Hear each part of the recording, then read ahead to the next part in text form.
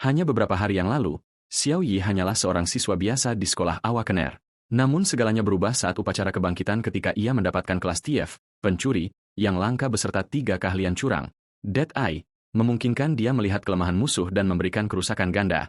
God's Hand, memungkinkannya mencuri barang, keahlian, dan atribut target.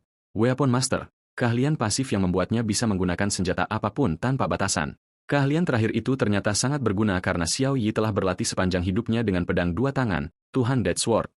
Belakangan, pahlawan kita menetapkan Dead Star sebagai nama panggilannya. Karena kelas pencuri biasanya memakai topeng di dalam game, ia memutuskan untuk menggunakan wajah aslinya sebagai foto profil. Sistem kemudian memintanya memilih senjata, dan dengan antusias ia memilih pedang 2 tangan yang selalu ia impikan. Setelah pemilihan senjata selesai, sistem menunjukkan bahwa ia siap memulai uji coba. Setelah itu mundur, Xiao Yi memasuki game dan mendapati dirinya berganti pakaian. Tiba-tiba, sistem memperingatkan tentang gelombang monster pertama. Monster-monster haus darah mulai berkerumun. Xiao Yi merasa bersemangat untuk menguji kartu asnya. Ia mendekat untuk menyerang, dan tepat saat jaraknya sudah cukup dekat, ia mengaktifkan keahlian God's Hand. Tiba-tiba, tongkat milik goblin berpindah ke tangan Xiao Yi. Ia merasa malu dan bingung mengapa ia tidak mendapatkan keahlian atau atribut. Sementara si goblin berdiri kebingungan melihat senjatanya ada di tangan lawan. Sistem menjelaskan bahwa barang, keahlian, dan atribut dicuri secara acak. Xiao Yi geram pada penipuan sistem ini. Tiba-tiba, monster raksasa mengayunkan pemukul ke arahnya. Ia menangkis serangan itu dengan tongkat curiannya dan menggunakan keahlian eksklusifnya, Dead Eye. Keahlian itu menunjukkan kepala goblin sebagai titik lemahnya. Xiao Yi menghindar, dan sistem menunjukkan bahwa ia bisa menggunakan semua jenis senjata tanpa penalti. Ia melompat dan memukul kepala goblin, menggandakan kerusakannya. Goblin-goblin kecil terkejut melihat si raksasa tumbang dengan mudah. Xiao Yi menggunakan kesempatan kedua God's Hand dan tiba-tiba mencuri semua atribut serta tongkat mereka. Ia menyadari bahwa God's Hand paling efektif jika dikombinasikan dengan keahlian eksklusif pencuri. Sistem memperingatkan gelombang monster kedua. Xiao Yi menghunus pedangnya dan memutuskan untuk menunjukkan kekuatan aslinya. Ia menggunakan God's Hand lagi dan mencuri semua atribut mereka. Meskipun kemampuan mencurinya tidak terduga, kelincahannya yang tinggi dipadukan dengan dasar kerusakan pedang 2 tangan yang besar membuatnya mudah mengalahkan para goblin tingkat pemula. Ia menghabisi semua goblin dalam sekejap. Atributnya naik 16 poin, meningkatkan levelnya ke level 2. Setelah membunuh para goblin, ia bersiap melawan bos pamungkas yang dikenal mustahil dikalahkan. Tiba-tiba, sesosok monster menyerbu dan memerintahkannya untuk berlutut. Xiao Yi terkejut melihat bos pamungkas tersebut menyerangnya secara tiba-tiba. Monster buas itu mengejek pedang 2 tangannya, mengira itu hanya pajangan. Xiao Yi terdiam melihat sang bos mengenali profesinya. Ia menggunakan God's Hand untuk mengejutkannya. Awalnya, si monster sombong karena tidak menerima kerusakan, namun Xiao Yi ternyata malah mencuri cincinnya. Monster itu murka dan menuntut cincinnya kembali. Xiao Yi masih punya satu kesempatan mencuri lagi, tapi kemampuannya masih dalam masa tenang, Chol Doun. Ia memutuskan untuk mengulur waktu dengan memuji cincin tersebut dan mulai menggoda si monster. Bos pamungkas itu sempat merona, tapi rasa malunya berubah menjadi amarah saat Xiao Yi menolak mengembalikan cincinnya. Dengan waktu tunggu yang hampir selesai, Xiao Yi mencoba memancingnya mendekat. Saat monster itu mengamuk dan memasuki mode berserk, atributnya meningkat 30%. Melihat bos dengan tingkat kelulusan 0% ini, Xiao Yi merasa cemas, namun tantangan itulah yang membuatnya merasa berharga. Monster itu menggunakan 10 langkah, 1 serangan mematikan. Tepat saat monster itu mendekat, masa tenang God's Hand berakhir. Monster itu menyerang dengan cakar, lalu mendaratkan pukulan lain, tapi Xiao Yi menangkisnya dengan pedang. Monster itu terkejut serangannya diblokir oleh pedang yang ia kira hanya hiasan. Dalam jarak dekat, Xiao Yi menggunakan God's Hand dan berhasil mencuri keahlian 1 serangan mematikan. Monster itu syok dan bingung mengapa ia tidak bisa menggunakan jurus pamungkasnya. Xiao Yi kemudian menggunakan Dead Eye untuk melihat titik lemah. Dengan kombinasi God's Hand dan penguat kerusakan, ia menyerang titik lemah tersebut dan memukul kos sang bos. Di sisa napas terakhirnya, si monster bertanya-tanya siapa orang ini yang bisa menembus begitu banyak batasan. Sistem mengumumkan kematian bos pamungkas tersebut. Xiao Yi merasa monster ini jauh lebih menantang daripada goblin, tapi ia terkejut karena kerusakannya ternyata lebih tinggi dari perkiraannya. Sistem memberinya selamat dan hadiah berupa Forbidden Chest, peti terlarang. Semua orang heboh melihat pengumuman itu dan bertanya-tanya apa profesi Dead Star. Sementara itu, di Church of the End, seorang pria tertawa melihat berita tentang Dead Star. Ia percaya pahlawan kita memiliki jiwa yang cukup kuat untuk membangkitkan Tuhannya dan memerintahkan murid-muridnya untuk menemukannya. Federasi Blue Star juga tahu bahwa seseorang skuad Xiao Yi pasti akan diincar oleh gereja tersebut dan memerintahkan orang-orangnya untuk berjaga-jaga. Xiao Yi membuka peti harta karunnya. Di dalamnya, ia menemukan Legendary Gold. Dalam dunia game ini, terdapat berbagai tingkatan peti, kayu, emas, berlian, dan yang paling berharga adalah Forbidden Chest. Dari peti tersebut, ia mendapatkan pedang Damocles. Ini adalah senjata lempar yang menghasilkan 400% kerusakan fisik saat dilempar dan 300% kerusakan atribut petir ke semua makhluk dalam radius 30 unit. Dengan membunuh 10.000 monster, ia bisa meningkatkan kerusakan murni pedang tersebut sebesar 30%.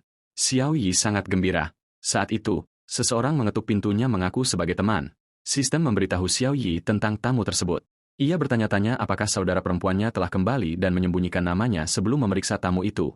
Saat ia membuka pintu, seorang pria berkerudung berbicara tentang gereja. Pria itu mulai berkhotbah tentang Tuhannya dan bagaimana dia bisa memimpin dunia menuju pembaruan.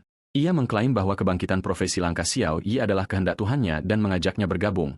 Xiao Yi merasa terganggu karena sekte tersebut berhasil menemukan lokasinya. Ia menolak bergabung dan mencoba memanggil pihak berwenang. Saat Xiao Yi hendak menutup pintu, pria itu mendorong balik untuk mengonfrontasinya karena telah memanggil polisi. Hanya dengan merasakan kekuatan pria itu, Zia tahu bahwa dia bukan orang biasa. Pria itu memaksa pintu terbuka dan melompat masuk dengan pedang untuk menyerang. Pahlawan kita menghindar dan memutuskan untuk menggunakan keahlian Goddess Hand, tangan Tuhan, miliknya untuk melemahkan lawan terlebih dahulu. Sayangnya, sistem tidak mengizinkan penggunaan keahlian tersebut pada pemain manusia. Karena pahlawan kita mengira adiknya yang ada di depan pintu, dia tidak membawa senjata apapun. Dia melihat sebuah pisau di belakang yang bisa dia gunakan dengan keahlian penguasaan senjatanya, Weapon Mastery. Dia mengambil pisau tersebut dan menggunakan Dead Eye, mata kematian, untuk menemukan titik kelemahan lawan. Protagonis kita menggunakan jurus, 10 langkah, 1 serangan fatal, untuk melesat melewati musuhnya. Pria itu mulai terbakar api dan mengancam akan membunuhnya karena telah menolak gereja dan memanggil polisi. Pahlawan kita mengambil pisau itu kembali. Pria itu mengayunkan pedangnya, tetapi Xiao Yi menghindar dan menikamnya. Tepat saat itu, polisi memasuki apartemen. Mereka mengidentifikasi penyusup tersebut sebagai anggota sekte, sementara sang kapten meyakinkan pahlawan kita bahwa dia aman dan membawanya keluar untuk membersihkan tempat kejadian perkara. 30 menit kemudian, kapten memberitahu protagonis kita bahwa organisasi sekte tersebut muncul setelah kemunculan permainan Dawn.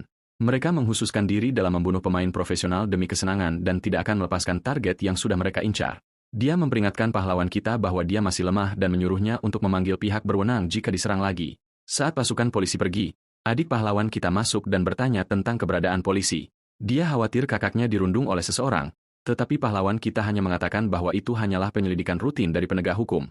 Adiknya mendesah lega dan mereka berdua kembali ke rumah. Dia bertanya tentang profesi dan nama panggilan, nickname, kakaknya di dalam game untuk menambahkannya sebagai teman. Melihat pahlawan kita ragu-ragu, adiknya mengira dia telah membangkitkan profesi pendukung, living profession, dan meyakinkannya bahwa dia bisa menyokongnya dengan gajinya. Dia bertanya tentang profesinya lagi, tetapi pahlawan kita berpura-pura mengantuk dan pergi tidur. 18 tahun yang lalu, protagonis kita adalah seorang yatim piatu yang ditinggalkan di depan pintu keluarga adiknya. Keluarga tersebut melihatnya menangis dan mengadopsinya. Dia ingat orang tua Zhou Xingyu mengadopsinya sebagai anak mereka sendiri dan adiknya bersumpah untuk melindunginya. Namun, orang tua angkat Xiao Yi meninggal secara tak terduga. Xingyu menangis demi orang tuanya sementara dia menghiburnya. Pahlawan kita mengingat kembali ucapan petugas polisi yang mengatakannya lemah, dan dia tahu bahwa mengungkapkan profesi serta nama panggilannya akan membahayakan adiknya. Jadi, dia bersumpah akan memberitahu adiknya setelah dia menjadi lebih kuat. Pahlawan kita mengunjungi desa Mingyu.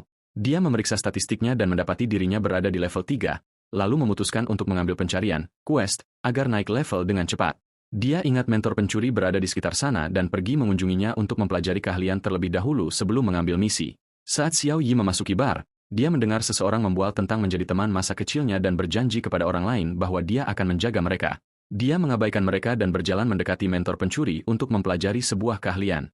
Mentor pencuri menyajikannya 3 keahlian. Pahlawan kita berpikir sejenak dan menganggap poisoning, peracunan, dan backstabbing, penikaman dari belakang, tidak berguna baginya.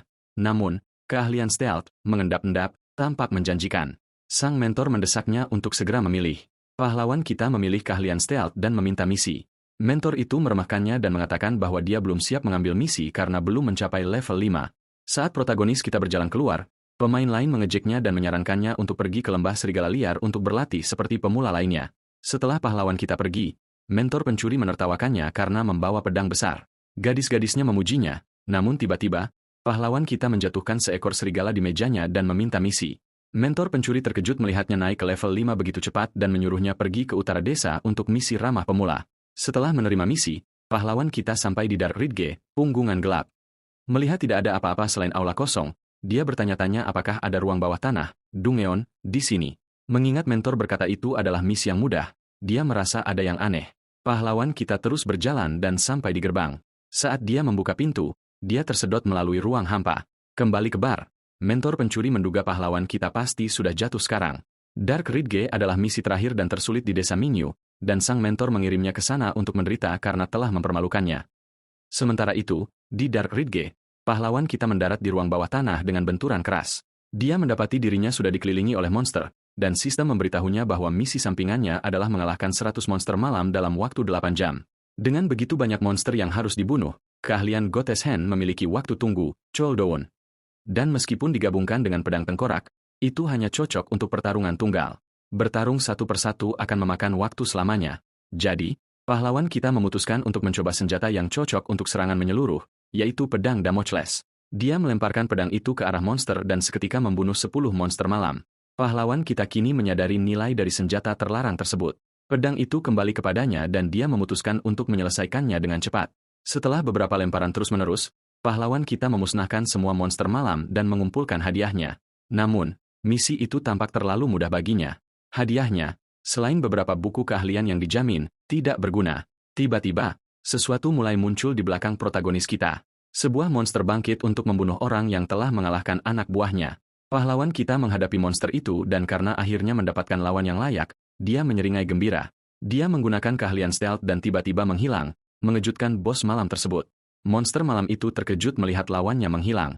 Pahlawan kita tiba-tiba melompat dari belakang dan menggunakan keahlian Gottes Hand.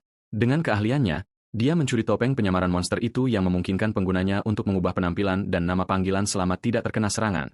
Monster itu marah karena topengnya dicuri. Tubuhnya mulai hancur perlahan dan berubah ke bentuk aslinya. Tiba-tiba, sistem memberitahu pahlawan kita bahwa Great Dark Knight, Ksatria Kegelapan Agung, telah menunjukkan wujud aslinya dan dia mendapatkan misi khusus untuk membunuhnya.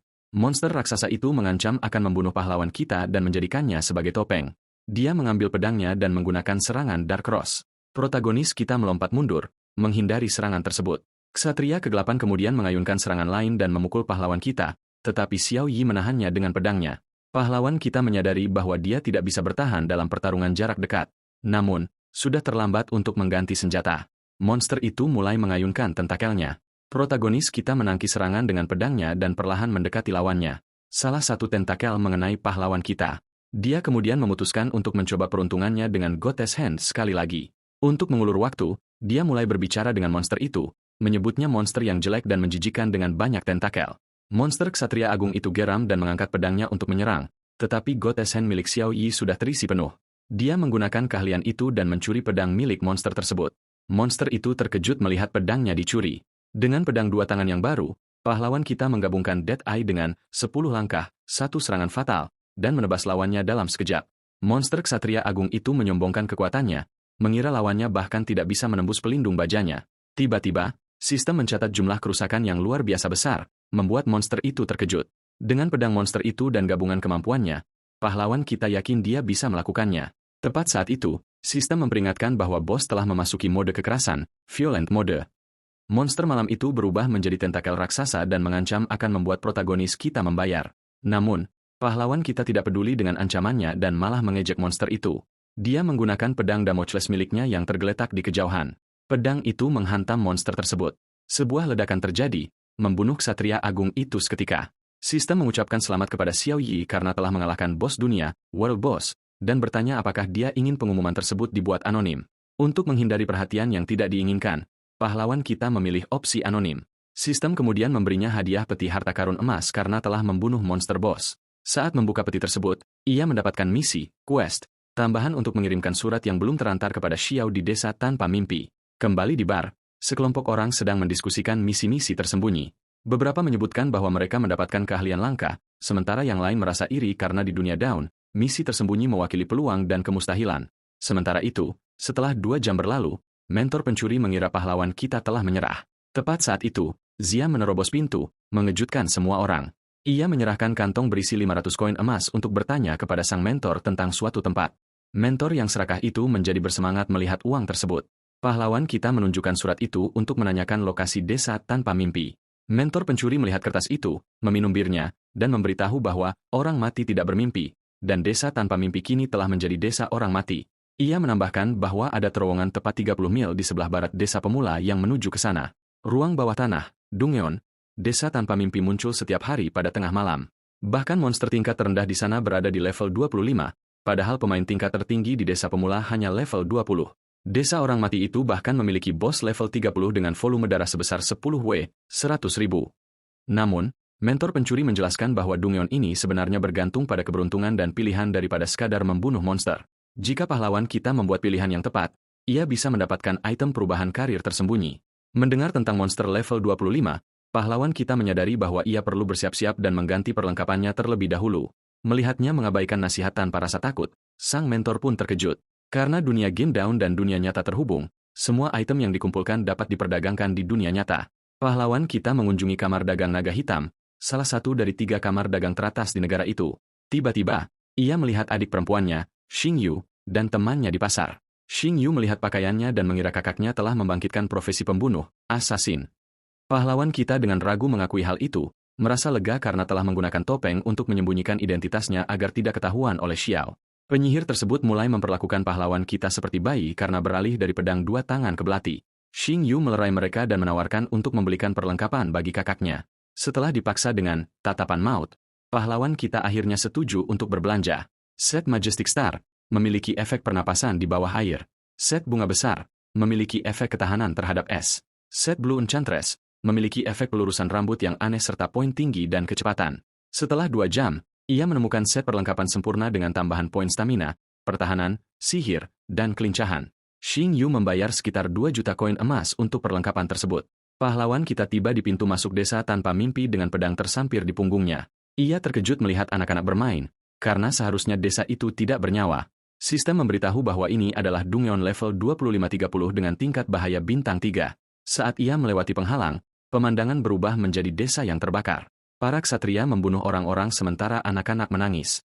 Melihat ini, pahlawan kita teringat saat orang tua tirinya meninggal. Sistem memberikan misi pertama, bunuh ksatria hantu dan pergi ke negeri tanpa mimpi yang asli. Pertempuran, saat ia mencabut pedangnya, para ksatria berubah menjadi kerangka dengan mata hijau menyala. Pahlawan kita menggunakan keahlian stealth, bersembunyi, dan menebas tengkorak ksatria hantu tersebut. Dengan satu ayunan pedang, ia memusnahkan mereka semua. Batas level, pengalamannya mencapai batas level 20. Kelebihan poin pengalaman akan disegel hingga misi tersembunyi selesai.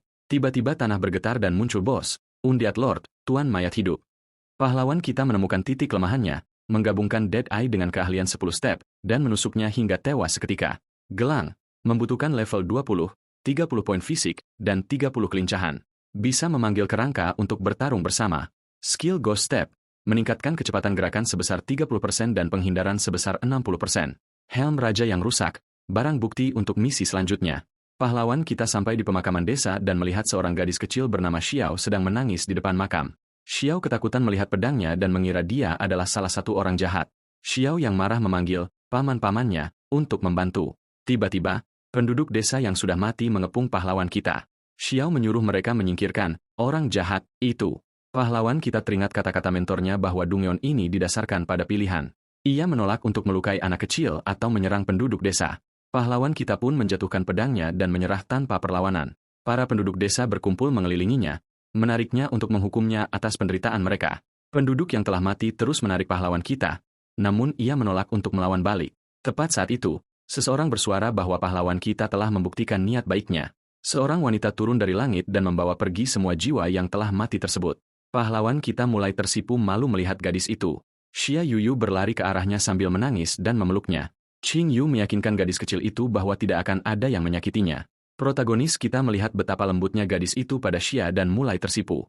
Ia bertanya-tanya mengapa mereka memiliki nama yang mirip dan terlihat serupa. Xia meminta Xing Yu untuk menyingkirkan orang jahat itu, tetapi Xing Yu meyakinkannya bahwa pahlawan kita bukanlah orang jahat dan ia hanyalah seorang anak yang ditelantarkan saat kecil. Tepat saat itu, layar sistem muncul memberitahu pahlawan kita bahwa misi baru dapat dibuka dengan bertanya tentang kehidupan masa lalu Xiao Yu. Maka, ia bertanya kepada Xing Yu tentang bagaimana gadis kecil itu menjadi yatim piatu. Xing Yu menjelaskan bahwa desa tanpa mimpi itu dulunya disebut desa bebas masalah. Di desa ini, orang-orang bekerja keras dan mandiri. Keluarga Xia tidak kaya, tetapi mereka sangat bahagia sampai suatu hari mereka bertemu dengan beberapa ksatria yang terluka dan menolong mereka. Para ksatria yang terluka itu adalah monster-monster yang dibunuh oleh pahlawan kita. Ksatria-ksatria tersebut membantai seluruh desa setelah pulih dari luka mereka. Xiao Yu mulai menangis lagi, menyalahkan dirinya sendiri atas kematian penduduk desa dan orang tuanya. Qing Yu menambahkan bahwa setelah pembantaian itu, desa bebas masalah berubah menjadi desa tanpa mimpi, dan semua jiwa yang tidak tenang yang mati terjebak di sini karena penyesalan dan obsesi Xiao Yu, sehingga pembantaian itu berulang setiap hari. Tiba-tiba, sistem memberitahu bahwa Xia merasa sedih dan tidak bisa mengendalikan tangisnya. Qing Yu memperingatkan bahwa gadis kecil itu akan mengamuk, berserk, dan menyuruh pahlawan kita pergi atau dia akan berubah menjadi jiwa yang tidak tenang jika badai itu menelannya. Sistem memperingatkan bahwa Xia telah mengamuk dan badai kesedihan akan segera pecah. Sistem meminta pahlawan kita untuk membuat pilihan, menyelamatkannya atau pergi, dengan peringatan tingkat keberhasilan hanya 1%. Badai mulai mengambil alih. Qing Yu mencoba menghentikan gadis kecil itu, tetapi pahlawan kita menghentikannya dan memintanya pergi bersamanya. Namun, Qing Yu menolak membiarkan seorang anak berubah menjadi jiwa pengembara yang tak berakal dan bersikeras menyelamatkannya. Pahlawan kita menyuruhnya mundur dan menawarkan diri untuk menyelamatkan gadis kecil itu. Qing Yu terkesan oleh dedikasinya. Protagonis kita berjalan ke dalam badai dan memberitahu Xia Yu bahwa ia datang ke desa untuk mengantarkan surat kepadanya. Ia mengulurkan surat itu, mengatakan bahwa ia mendapatkannya dari seorang satria kegelapan setelah membunuhnya dan itu mungkin memberikan kebenaran. Xia membaca surat itu dan menyadari bahwa seluruh serangan tersebut memang sudah direncanakan. Pahlawan kita meyakinkannya bahwa pembantaian itu bukan salahnya dan para ksatria itu akan tetap mencari cara lain untuk masuk. Xia berterima kasih kepada pahlawan kita saat jiwanya perlahan berubah menjadi cahaya dan kembali ke langit. Qing Yu memutuskan untuk membiarkan desa bebas masalah apa adanya dan memberikan hadiah kepada pahlawan kita sebagai tanda terima kasih. Sistem menunjukkan bahwa itu adalah medali Reaper, pencabut nyawa, dan pahlawan kita dapat membangkitkan profesi Reaper dengannya. Ia merasa hadiah ini terlalu berlebihan dan Qing Yu sempat meminta untuk mengambilnya kembali, tetapi pahlawan kita segera mengulurkan tangan dan menerima hadiah tersebut. Cincin di jarinya mengejutkan Qing Yu, dan ia memutuskan untuk pergi, memberitahu pahlawan kita bahwa mereka akan bertemu lagi. Pahlawan kita mengucapkan selamat tinggal dan berharap bisa bertemu dengannya lagi. Dalam sebuah pertemuan di pusat Kaisar Putih, White Emperor Center, kepala keluarga Zhao Jun, melaporkan bahwa total ada 12 profesi langka yang bangkit di kota tahun ini, dan 3 di antaranya telah tewas dalam kurang dari 2 hari. Ia mencurigai bahwa Death Star, bintang kematian, yang telah membunuh mereka. Namun, penguasa kota, Baij, percaya bahwa seseorang sekuat Death Star, yang bisa membunuh bos level 10 dalam hitungan detik, tidak akan repot-repot membunuh orang-orang biasa. Ia menganggap pahlawan kita sebagai kebanggaan tertinggi kemanusiaan dan mengancam akan mengirim Xiao Jun ke penjara gelap jika dia memfitnah pahlawan kita lagi. Xiao Jun berargumen tentang kemungkinan pahlawan kita adalah penjahat yang berpikiran sempit. Namun, wakil penguasa kota, Su Hang, menenangkan situasi dengan meyakinkan semua orang bahwa ia telah meluncurkan penyelidikan. Jika Death Star terbukti bersalah, ia menuntut penguasa kota untuk mencari keadilan bagi mereka yang tewas. Tepat saat itu, sebuah robot masuk membawa laporan. Dilaporkan bahwa dalam penggeledahan bar, mereka menemukan jejak Scorpion Assassin, pembunuh kalajengking, seorang pembunuh kelas D dari gereja akhir zaman, Church of the End, beserta sebuah kertas. Baijang terkejut membaca perintah pembunuhan untuk semua profesi langka yang baru bangkit di seluruh kota Kaisar Putih, termasuk protagonis kita. Ia memerintahkan pasukannya untuk segera memberitahu para petarung yang terbangun dan mengirim bantuan. Namun, Su Hang menyadari bahwa mereka tidak memiliki informasi kontak untuk Death Star. Sementara itu, pahlawan kita menatap medali yang didapatnya dari Qing Yu. Kakaknya menyelinap ke arahnya dan melihatnya menatap medali itu sepanjang hari. Ia menggoda bahwa itu adalah tanda cinta dari seorang gadis. Melihat pahlawan kita memerah karena malu, kakaknya semakin menggodanya dan menepuk kepalanya. Pahlawan kita merasa kesal dan kakaknya akhirnya meninggalkannya. Kakaknya menyuruhnya menyelesaikan transfer profesi terlebih dahulu lalu datang untuk sarapan. Namun, saat ia menutup pintu, Xing Yu bertanya-tanya apakah adiknya bisa berganti profesi secepat itu. Ia berpikir bahwa adik laki-lakinya akan selalu membutuhkan perlindungannya. Sistem bertanya kepada Xiao Yi apakah dia ingin mengganti profesinya menjadi Reaper. Ia memilih untuk bertransformasi dan sistem mengungkapkan statistik barunya. Protagonis kita terpukau oleh semua atributnya yang melonjak drastis setelah transfer kedua. Tubuhnya mulai terasa lebih ringan dan indranya menjadi lebih tajam. Kekuatannya terasa seolah-olah dia bisa menghancurkan lempengan baja dengan satu pukulan. Saat ia melayangkan pukulan, ia menembus dinding. Xing Yu melihat dinding yang jebol dari luar dan berteriak padanya untuk membereskannya jika dia ingin sarapan. Xing Yu pergi bekerja dan pahlawan kita kembali memeriksa statistiknya. Ia kesal dengan tingkat kecerdasan yang rendah, dan demon peliharaannya berteriak padanya bahwa itu karena kakaknya menekan bakatnya.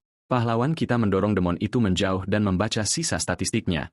Secara mengejutkan, ia menemukan bilah talenta tambahan dengan 2 keterampilan, tetapi ia membutuhkan level 25 atau 35 untuk membukanya. Skill, Reaper's Death Heart, memungkinkan serangannya menambah kerusakan nyata, real damage, tambahan sebesar 10% dari tingkat darah target. Pahlawan kita terpukau dan menyadari bahwa ia bisa membunuh lawannya dalam 10 serangan jika mereka tidak memiliki keterampilan penghindar kerusakan. Jadi, ia memutuskan untuk membuka 2 keterampilan reaper tersebut setelah mencapai level yang ditentukan dan menjadi reaper sejati. Ia mengambil pedangnya dan berlari keluar untuk melawan monster agar levelnya cepat naik. Namun kemudian, demon peliharaannya mengingatkannya untuk membereskan kekacauan tadi. Sementara itu, di sebuah gang saat pahlawan kita sedang membersihkan sampah, ia didekati oleh Joe Yaya dan HR dari Scorpion Guild. Dia mengundang protagonis kita ke guildnya dan memberitahu bahwa levelnya tidak masalah karena mentor mereka dapat membantunya, dan yang perlu dia lakukan hanyalah membagi 10% dari pendapatan dengan guild selama masa pelatihan. Dia mencoba merayu pahlawan kita dengan pesonanya dan menyarankan untuk berbicara di tempat lain. Namun, pahlawan kita langsung menolak, membuatnya terkejut. Dia mencoba meyakinkan pahlawan kita untuk berpikir ulang, khawatir dia akan dihukum jika tidak memenuhi target bulanan. Xiao Yaya berpikir untuk membawa pahlawan kita ke tempat yang sepi. Pahlawan kita memberitahunya bahwa dia mungkin akan terpikat jika dia mencoba merayu di tempat lain, karena dia ingat kakaknya pernah bilang bahwa siapapun yang merayu saat dia sedang membuang sampah pasti memiliki motif tertentu. Saat pahlawan kita berjalan keluar, ia memberitahu Joya bahwa ia sudah berjanji untuk bergabung dengan guild tempat kakaknya menjadi wakil presiden. Joya mencoba mengatakan bahwa dia mungkin akan menghambat kakaknya menjadi presiden, tetapi pahlawan kita mengatakan bahwa dia tidak peduli karena presidennya juga adalah teman kakaknya. Joe Yaya kagum pada Xiao Yi dan memutuskan untuk kembali kepadanya setelah mengurus yang lain terlebih dahulu. Di hutan Zamrud, Emerald Forest, zona monster level 30, sebuah ledakan energi besar terjadi, menumbangkan serigala-serigala di sana. Seorang pemain mengangkat pedangnya untuk membunuh seekor kura-kura, namun tiba-tiba sebuah ledakan energi mencuri hasil buruannya, Kill Steal. Pemain tersebut marah karena mangsanya direbut. Saat pahlawan kita menumbangkan monster-monster hanya dengan satu serangan, semua pemain yang menyaksikannya terkejut. Ia melemparkan pedangnya, membersihkan area yang penuh monster, lalu memeriksa statistiknya. Meski sudah berburu selama 3 jam, pahlawan kita hanya naik 1 level, dan ia menyadari butuh setidaknya 2 hari untuk membuka keterampilan baru level 25. Semua pemain di sekitarnya tertawa mendengar dia ingin naik level dengan cepat. Mereka mengepung sang protagonis dan mengatakan bahwa mereka butuh waktu setahun di zona monster liar untuk mencapai level 26, dan dia bodoh karena mengira bisa melakukannya dalam 10 hari. Pahlawan kita mengklaim bahwa siapapun boleh membunuh monster di sana karena itu adalah area publik. Para pemain itu marah dan mengklaim bahwa monster liar di area tersebut adalah milik Guild Morrowind.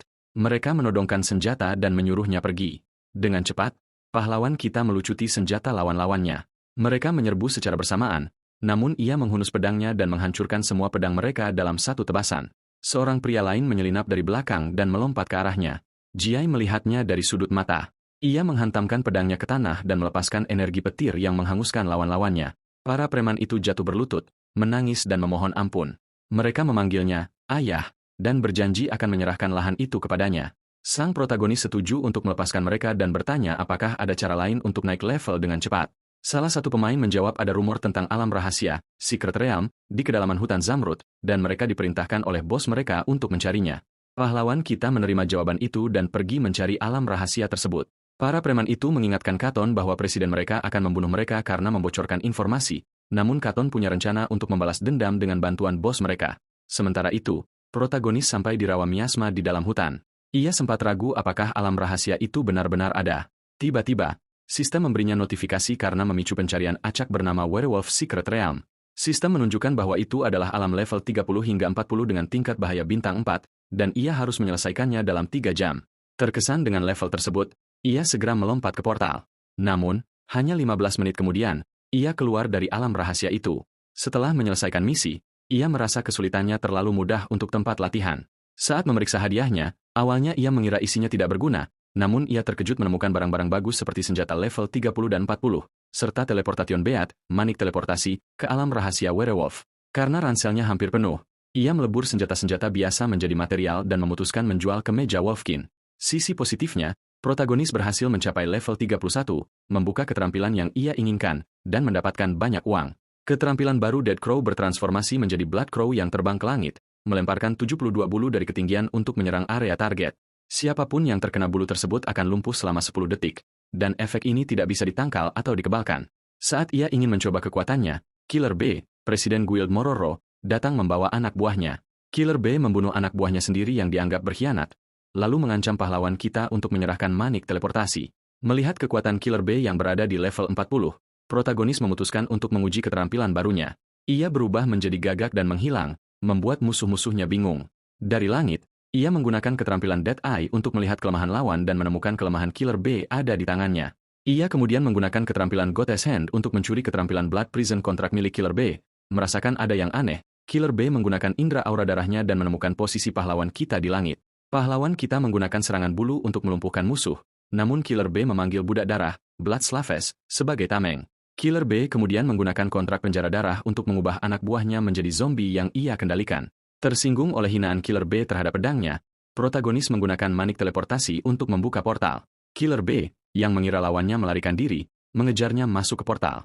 Di tanah werewolf, mereka dihadapi oleh monster-monster serigala raksasa. Protagonis menggunakan keterampilan Black Prison kontrak yang ia curi pada komandan werewolf. Berhasil, seluruh kawanan werewolf kini patuh kepadanya. Ia memerintahkan para werewolf untuk mencabik-cabik pasukan Killer B. Killer B yang ketakutan mencoba memohon ampun dan menawarkan hartanya. Namun pahlawan kita turun ke bahu werewolf dan memberikan serangan petir yang mengakhiri rasa sakit Killer B. Setelah keluar dari portal, protagonis memakai topeng penyamaran dan mengganti nama panggilannya menjadi Don't Mess with the Crows, jangan macam-macam dengan gagak. Saat perjalanan pulang, ia melihat Joe Yaya mencoba membujuk seorang penyihir langka bernama Moling untuk bergabung dengan guildnya. Ia mengikuti Joe Yaya ke sebuah gang gelap dan terkejut menyadari bahwa Joe Yaya sebenarnya adalah seorang assassin level 40, yang jauh lebih kuat dari sekadar staf HR biasa. Saat itu, Joe Yaya menerima telepon dari Moling yang setuju untuk bergabung dengan Scorpion Guild. Keduanya memutuskan untuk bertemu di sebuah lokasi untuk menandatangani kontrak dan Yaya pun berangkat.